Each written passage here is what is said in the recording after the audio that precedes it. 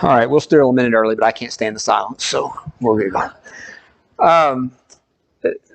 So we have a situation where there's turmoil in David's family.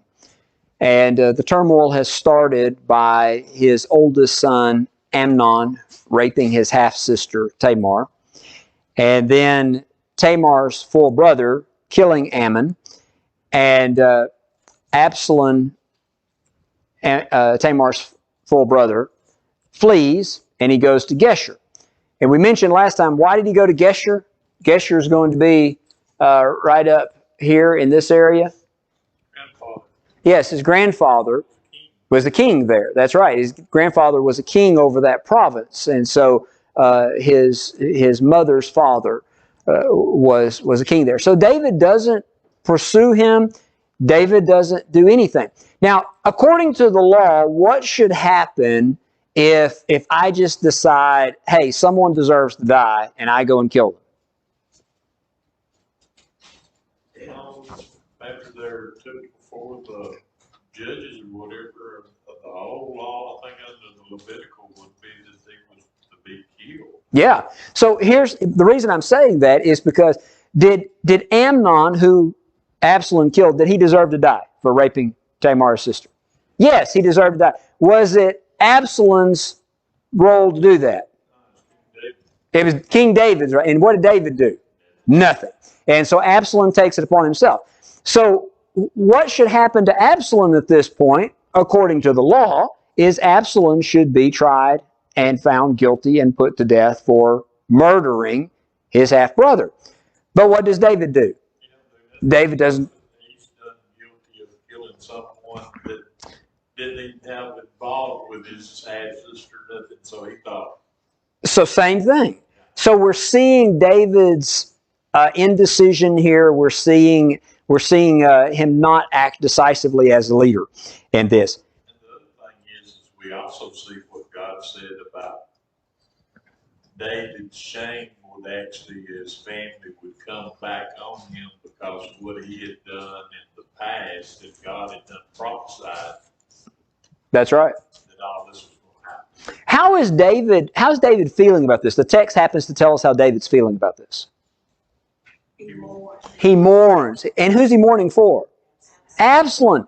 And so I think that part of this is he halfway knows Absalom did what I should have done, but he does nothing. Whether to say, he could say, okay, you did the right thing. You did it the wrong way, but you did the right thing. Or he could do something, but he does nothing. He just mourns about it. That's not the way a decisive leader should handle a situation like that. So who steps in at this point? David is not doing anything. David's not acting as a decisive leader. Who steps in at this point? Joab. And Joab, there's a number of times where Joab steps in as a decisive leader.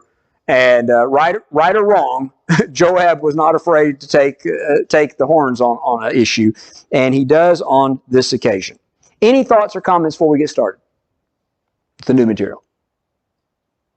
Okay. So Joab, and by the way, who is Joab? I don't know that we've talked about him since this quarter as much. He's the commander of David's army. What's his relationship with David outside of that? Yeah, he's a relative, and I would have to go back. I think it's his uncle's son, so I think it would be a cousin. And so that's the relationship. So there's a family relationship in there. There's also a relationship as far as he's the commander of David's army on this. So Joab perceives the king's heart was concerned about Absalom.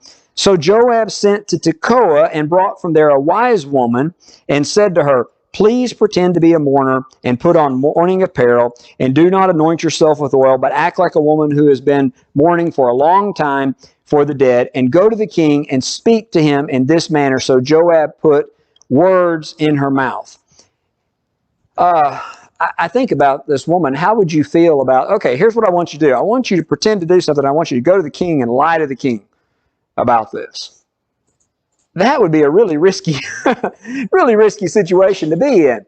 But she does so, and she goes. And it says, the woman of Tekoa spoke to the king and fell on her face on the ground and prostrated herself and said, help, O king. And the king says, well, what troubles you? And she's going to give this scenario. And so David sees this as, by the way, a king's responsibility is to try to hear the cases of his citizens and help them if he can. Here's this woman comes. She has this petition, help king. She's asking for his help on this. Well, tell me what's going on. And so now she's going to tell this story. Gerald, do you want to tell the story?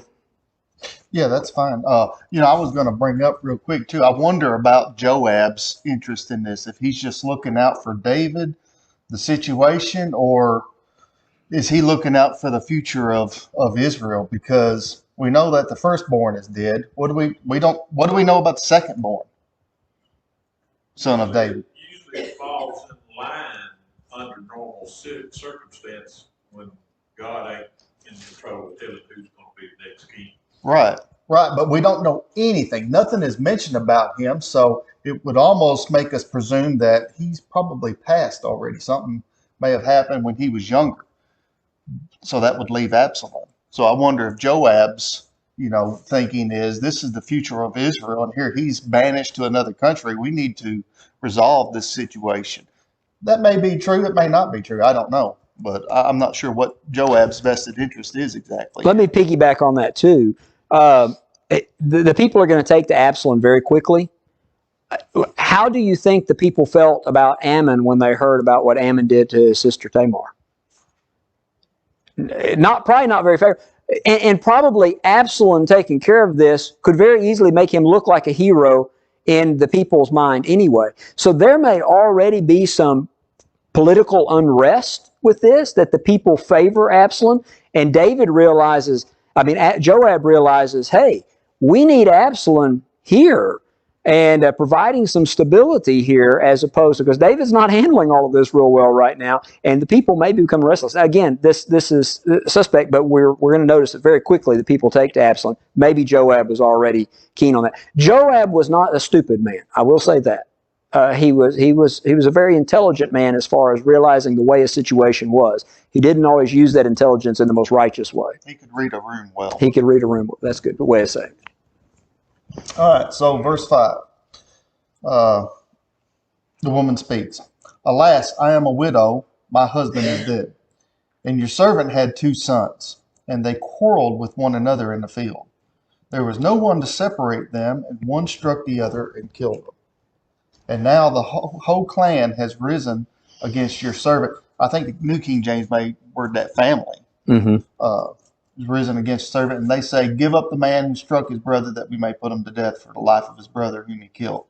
And so they would destroy the heir also. Thus they would quench my coal that is left, and leave to my husband neither name nor remnant on the face of the earth. So here she presents this scenario, and again, this is almost like a Nathan, story that's portrayed here.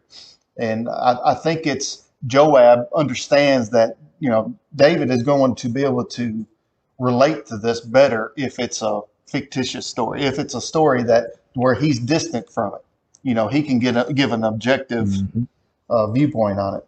And so she says, her 2 sons were out in the field and they quarreled, and there was nobody to separate them, and one struck the other and killed them. And for the avenger of blood, and we can talk about that as far as the family, they are pursuing his life for taking a life. And of course, that was according to Levitical law. They were justified, not vigilante justice, but of course to take him to court and have the civil court decide on this factor. But she says her point is this. Okay, so the avenger of blood, their role would be justice. But what is she pleading for in this case? She's not pleading for justice. Exactly. You think about the angle that she's coming from on this. She's portraying herself as a widow, no husband. Who's going to provide for her? What's the emphasis in this day and time on family heir? It's big, isn't it? Yeah, and she relies on that in this story as well. So she describes it as, thus they would quench my coal, or what is the New King James? How does extinguish my ember. My ember. So, her last hope is the idea. Her last hope lies with her son here. And the family, the Avengers of Blood, want to take that away from her. And so she comes to the king pleading for his help, his aid on this. You got anything you want to? No, yeah. So I like what you said as far as the law said that he should die, the scenario that she's giving. The law said that he should die, but she's asking for an exception to the law, which is a parallel to the law says that Absalom should die, but Joab is asking for an exception with this because he knows the king is concerned and maybe that political stability is at stake here. So similar parallel situation, but distant enough where David doesn't recognize it's him. Okay, so verse 8. Then the king said to the woman, "Go to your house, and I will give orders concerning you." Well, does this sound like a commitment on David's part here on this woman's behalf?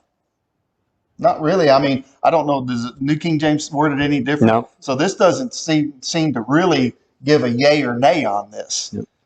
What he's deciding here. So she presses him further. And the woman of Tekoa said to the king, "On me be the guilt, the Lord the king, and on my father's house. Let the king and his throne be guiltless." And the king said, "If anyone says anything to you, bring him to me, and he shall never touch you again." So he steps up his game a little bit, but not a full commitment that she's looking for.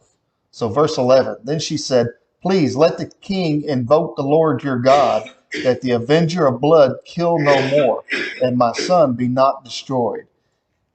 And here he goes. He says, "As the Lord lives, not one hair of your son shall fall to the ground." That's what she was looking for right there. A full commitment from David, where he bought into this story, hook, line, and sinker. So David feels like, in his judgment, he's heard enough of this case to say, yes, the law, technically this person should be put to death, but this is an exceptional situation, and therefore I grant that he should live.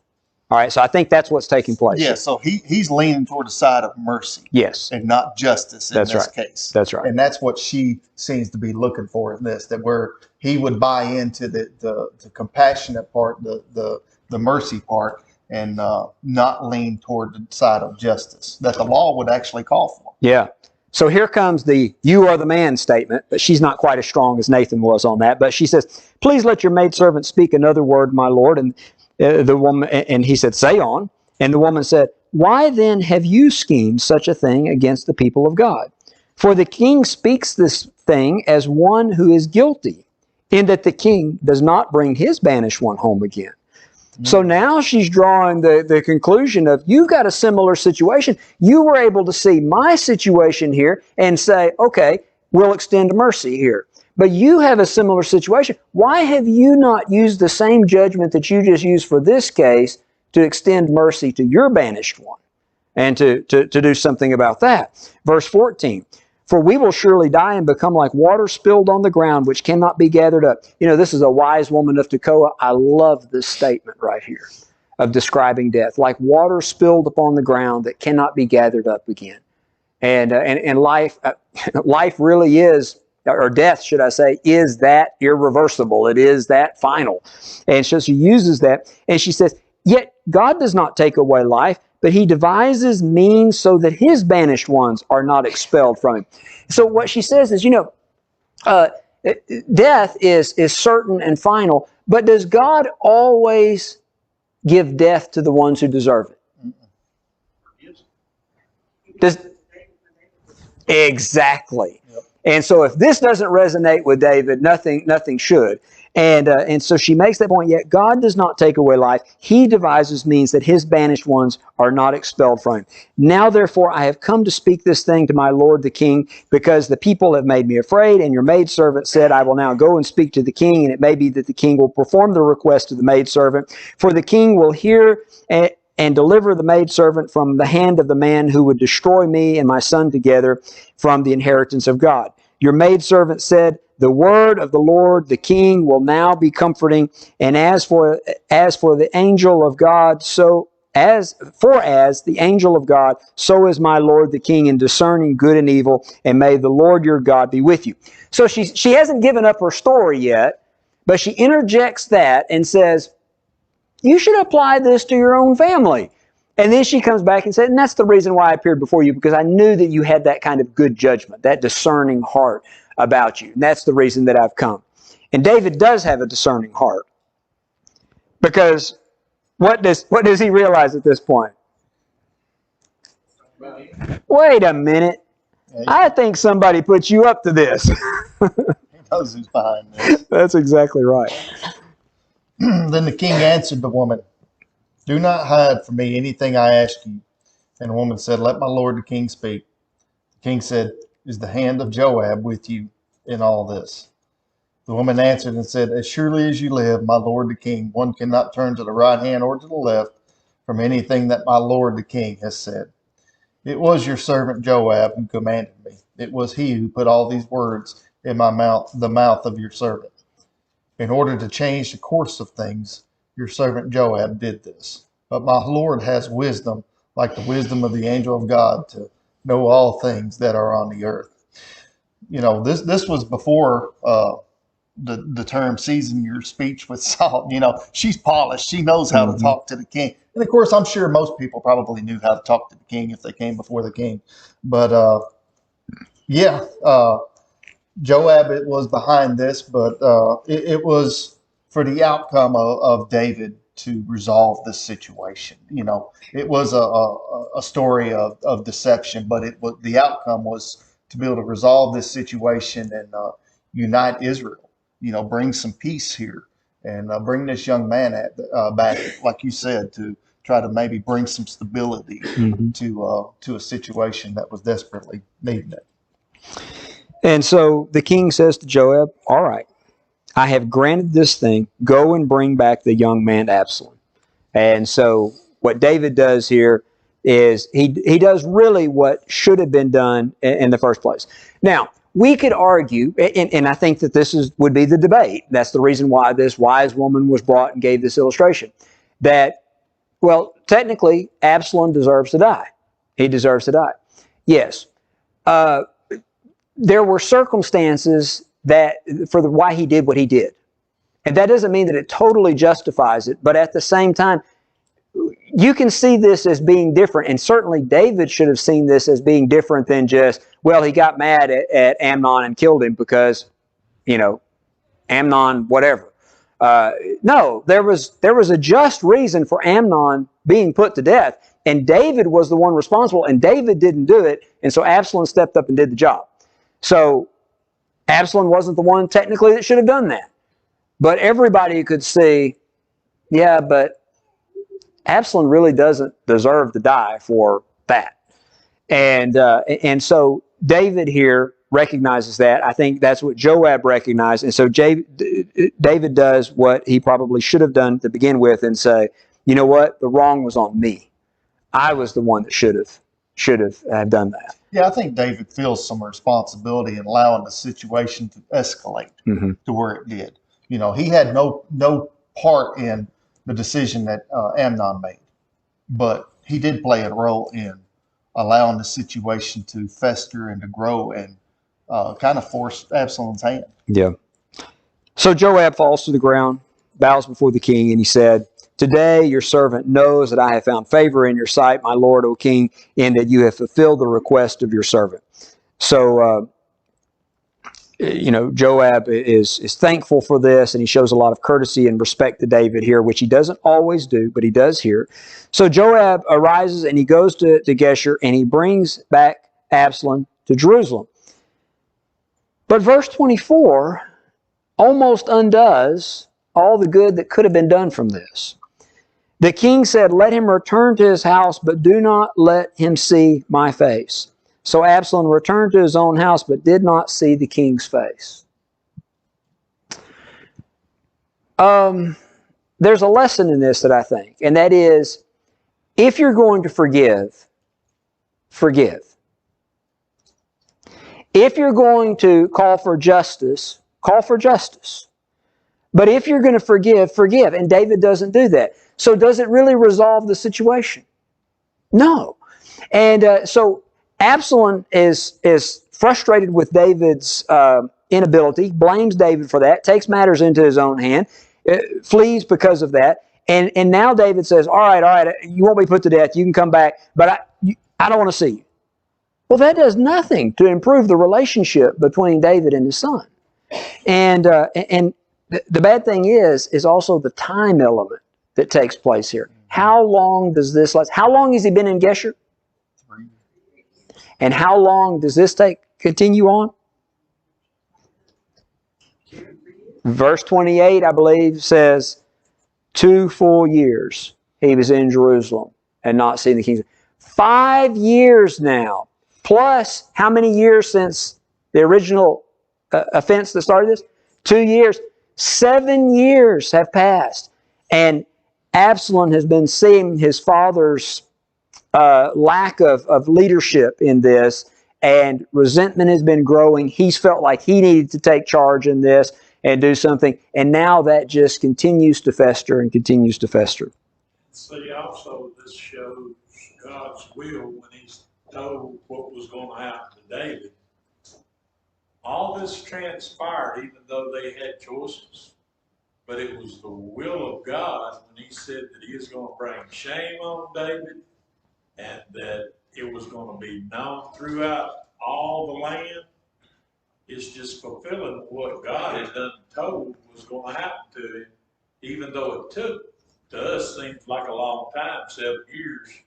But if you look at the Bible, I mean, from the time of Genesis up to the flood, there were many years went by, but we read it, and I mean, you can go through that whole part in less than a month if you just really read at it. So, in the long run, even it says that Christ is going to come again.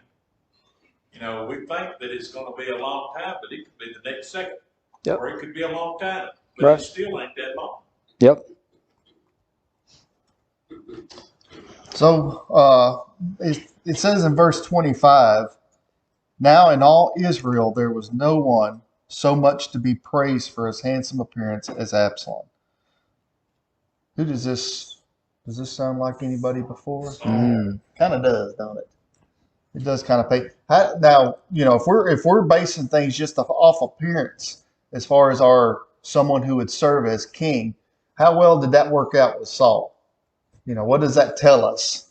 Can we judge a king by how he looks, you know, how he's presented before the people? No, it's his actions that he obeys and devotes himself to God. So how do you feel about Absalom at this point? Say you know nothing else about the story. I know that's hard to divorce yourself from the rest of the story at this point. But how do you feel about Absalom right now?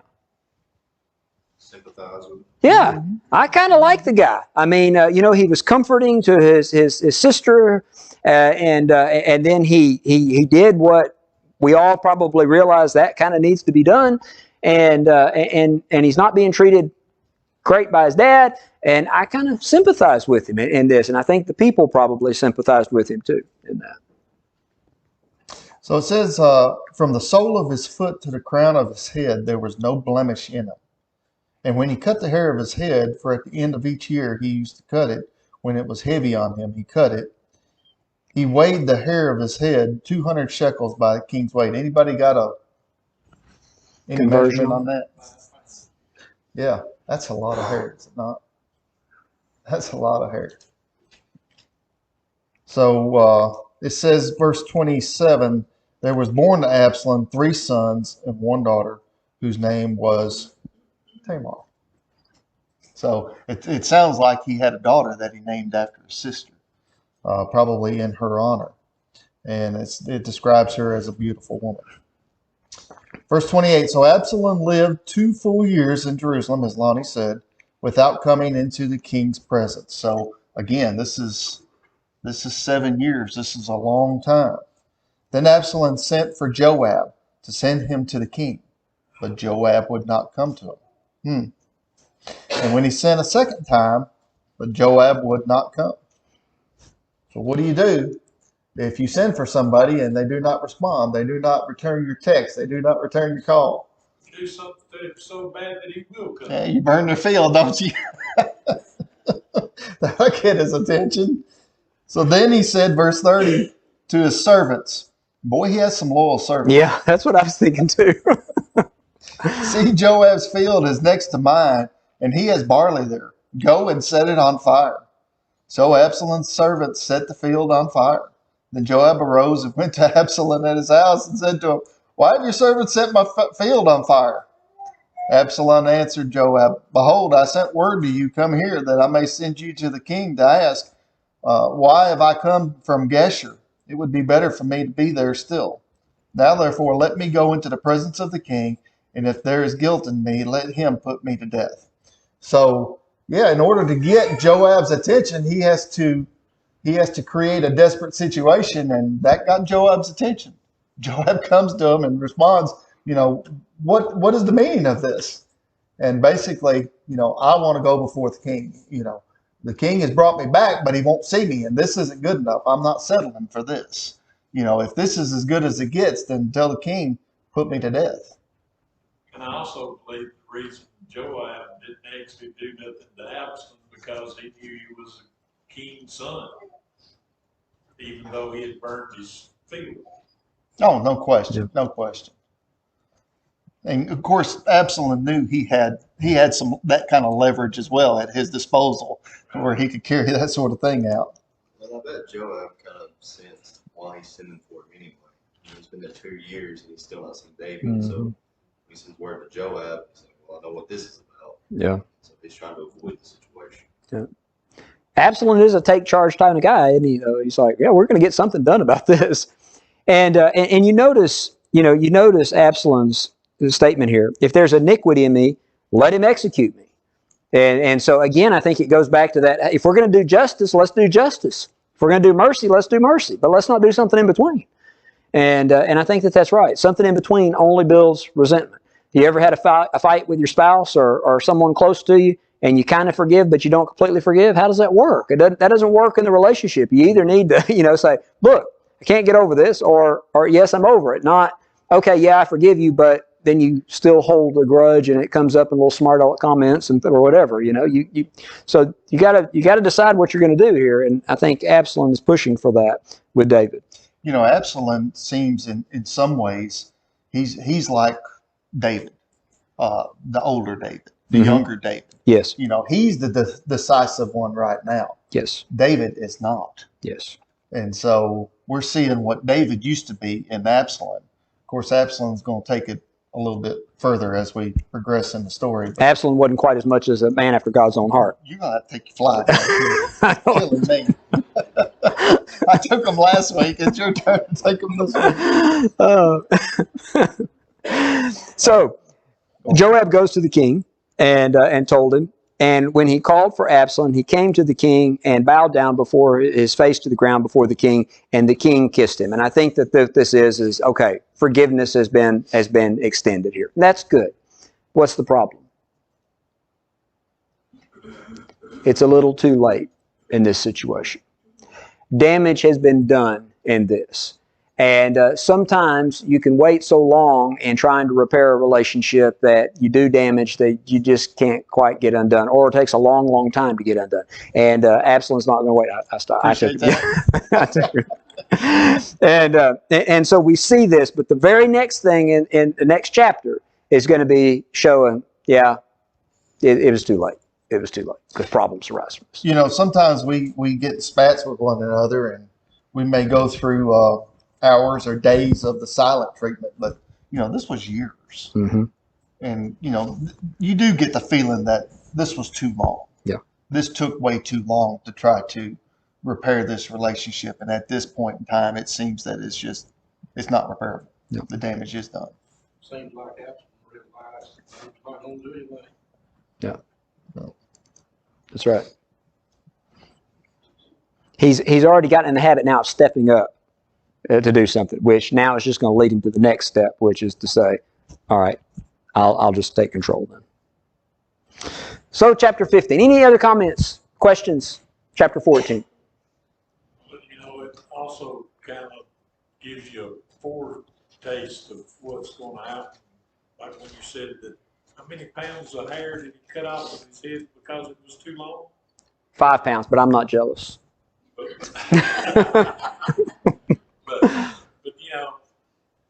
that would mean, a person with that long hair Could cause you a downfall in the future. Yeah, that's right. And going back to verses 25 and 26, it really seems like that description of Absalom really plays into what's about to unfold. Yes, As far as the politician he turns into. yes, that's right. All right, so chapter 15. After this had happened, that Absalom provided himself with chariots and horses and 50 men to run before him. Why do you do that? To be seen. That's right, to get face time, for people to notice. The people running before him, he appears important. Well, here's somebody, and everybody notices him. And so what he's doing is he's starting the politic, and he's getting his name out there. He's getting his face out there. And everybody's seeing him, and they're seeing what an important fellow he is in all of this. How do you feel when you perceive someone as who's somebody that's in the news all the time that's a celebrity or an icon or whatever? Bill Gates, Elon Musk, someone like that. All right, you hear about him, you've heard, he's a big deal, and then what if you ran into him somewhere and he was the most humble, considerate guy, really interested in you? How would you feel towards him? Relatable. Yes. That is instant charisma. That is instant charisma when somebody you perceive to be powerful and important takes an interest in you. Well, Absalom's first step is to appear to be important. And he's already really good looking. He's already got a reputation among the people maybe. And so now he's presenting that and he's putting that out there. And so people are noticing him. And then verse 2, Absalom would rise early and stand beside the way to the gate. And so it was when anyone who had a lawsuit, okay, so anybody who has a lawsuit, what do you know about a person who has a lawsuit? Okay, but what do you know about them? They're disgruntled. That's right. They've got a problem. They need help with a solution. They're not happy about something. So he finds people who are disgruntled, who are unhappy about something, and they would come to the king for a decision, and Absalom would intercept them at the gate before they got to the king, and he would say, "What city are you from?" "Oh, Absalom's talking to me." "Well, I'm from such and such a place, and I'm from this tribe, and well, what's your problem? Why are you here?" And they would tell all of the problem. "Well, this happened to me, and I was mistreated." And Absalom would go, "Oh, man, yeah, I see your problem. Yeah, your case is good. You're right in that. You are exactly right." Man, the problem is the king doesn't have anybody set up to hear you. You're never going to get justice here. And so you're really wasting your time trying to come before the king. Okay, let's stop right there. I don't doubt that David probably couldn't hear every single case that ever came up. Did David hear cases? How do you know that? Yeah, we just saw a woman present a case before him. People have access to him. They can come to him. But here Absalom's making it sound like nobody's ever going to hear you because he almost like the king doesn't care about you or hasn't set up provisions for you to hear these good, just cases like yours. And Absalom is going to the people here, whereas the people would have to approach the king, and I don't know the wherewithal, what was involved in that. I'm sure something was involved in that, a process. But here we have, Absalom actually going out amongst the people. Yes. And so it is a little bit different here. Yeah, that's right. And then the next thing that he would say, just thrown in there as he's saying, lamenting this poor guy's situation that he doesn't have anybody to hear his just case. "I wish I was judge so that I could do something about it for you, because I'd really help you out. If I was in a position to do so, I would help you out and do something about it." Well, now what do you want? I want Absalom to be in that position because he'd help me out. And so you see, this is the perfect way to, well, what does the text say? What did he do to the people? Yes, he stole their hearts. And Don's exactly right. It happens all the time. Absalom wasn't the first person to figure out this tactic, and he definitely hasn't been the last person to use this tactic. But he stole the people's hearts. So now everybody is talking about Absalom. Boy, Absalom would make a great king. He would make a great king. I ran into him, and he's just the nicest guy. And he's so good looking, and And he would make a great leader, a just judge. I know he would be just judge because he agreed with me. And so, if we could just have... Plant no seeds. That's right. Plant no seeds. That's exactly right. All right, so verse 7, he's planting those seeds. He's setting the stage. Now comes the time to make it all happen. Verse 7, at the end of 4 years, so we've already seen what 7 years have unfolded, 4 more years now, so 11 years. He's putting this play into action. Before you continue on the story, can I make a point here? It's a textual variant. Does anybody, you're reading from the ESV, and it said it came to pass at the end of 4 years. Does anybody have anything different? 40 years. The King James and the New King James have 40 years. Okay, so there's two possibilities here. First of all, numbers are, if there's going to be a variant in a text, it's most often numbers. Numbers are the easiest thing to miss. What's the word I'm looking for? Copy. To miscopy. Anyway, and so that's very possible that that's the case. Some have suggested that this is at the end of the 40 years of David reign, so this is near the end of his life. To me, that doesn't fit as well with the chronology. Most likely, this is a textual variant, and the obvious is it should be 4 years. So, as Gerald said, 4 more years. Exactly. Yeah. And I mean, David would be how old at that point in time if it took 40 years? I mean, he wasn't a young man when all this was unfolding. Well, this would be I think what they're saying is it would be the end of his 40-year reign. David reigned for 40 years. This would be near the end of his reign that these things happen. That still doesn't seem to fit with the way that things transpire here. So 4 years is the preferred reading there. Okay, so at the end of the 4 years, he comes to the king and he says, "Please let me go and pay my vow, which I have vowed to the Lord in Hebron. For your servant vowed a vow while I lived in Geshur in Aram, saying, if the Lord will indeed bring me back to Jerusalem, then I will offer worship to the Lord." The king said to him, "Go in peace." So he arose and went to Hebron.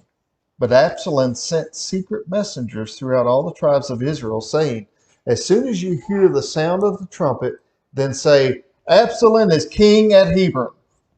This was to be shouted out. Verse 11, with Absalom went 200 men from Jerusalem, who were invited guests, and they went with their innocence and knew nothing. And while Absalom was offering the sacrifices, he sent for Ahithophel, the Gilonite, David's counselor from the city of Gilo. And the conspiracy grew strong, and the people with Absalom kept increasing. So this Ahithophel, you want to elaborate on this individual? Yeah, so Ahithophel is a really neat character in a lot of ways. It's a big deal having him on his side. Big deal. Ahithophel is described that his counsel was as if you were talking to God himself. In other words, not being irreverent towards God, but saying, this guy just doesn't get it wrong. If Ahithophel says it, you can pretty much take it to the bank because he's that sharp about things.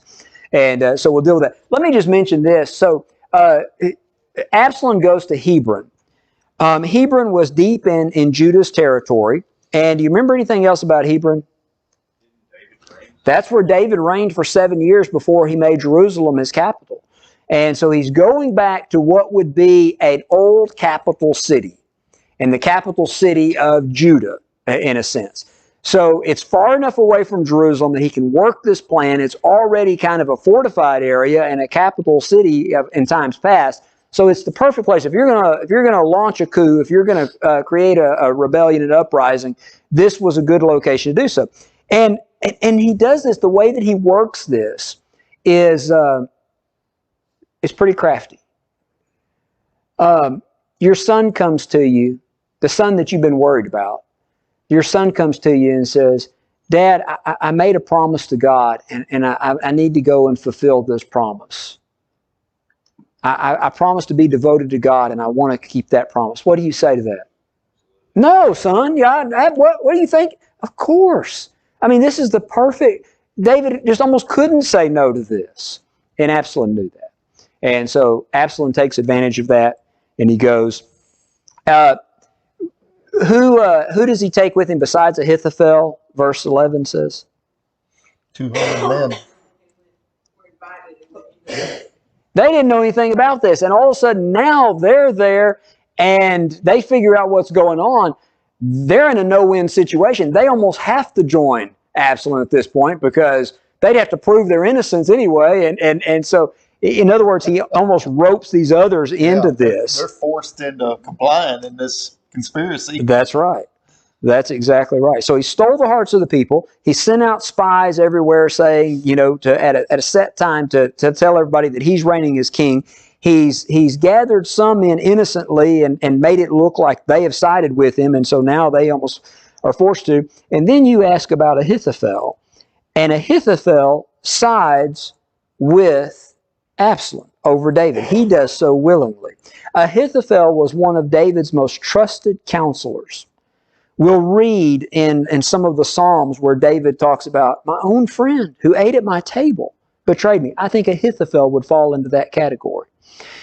Why would Ahithophel, as smart as he was and as intelligent as he was, why would he make a decision to not support the Lord's anointed, but to support the Lord's anointed son who's rebelling against him? David's indecisive. But I think that's right. I think that's part of it because of David's indecisiveness. I don't think that that's helping David's the confidence that people have in David, including Ahithophel. There may be another reason. Does anybody know? Oh, you think? Okay, all right. It says when he was offering, Absalom offered sacrifices that he invited Ahithophel. Well, he joined into that. Okay, all right. What David, okay, I see what you're saying. I guess I've taken from the later in the text, like in verse 31, someone says Ahithophel is among the conspirators, and Ahithophel definitely seeks David's harm later, purposely. So that may be right. It may be that Ahithophel didn't know. I take it that Ahithophel did know and chose to go and side with Absalom. There's an interesting connection there that's not brought out here. Ahithophel had a son, Eliam. 2 Samuel 23:34. Eliam had a daughter named Bathsheba.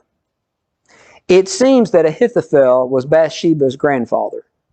And I just wonder if all of that doesn't factor in somehow.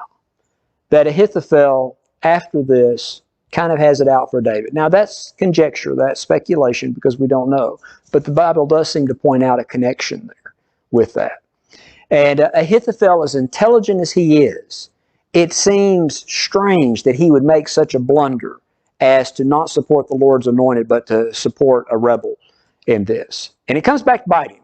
But you just wonder, how does he make a lack in judgment like that when he's such a sharp guy?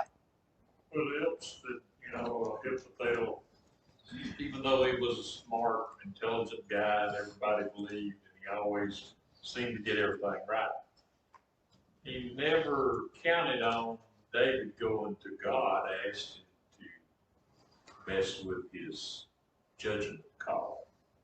And God heard David over Ahithophel. Yep, you got it. And actually made him make decisions that would cause David to come good in the outcome. Yep, that's right. That does seem to be the difference.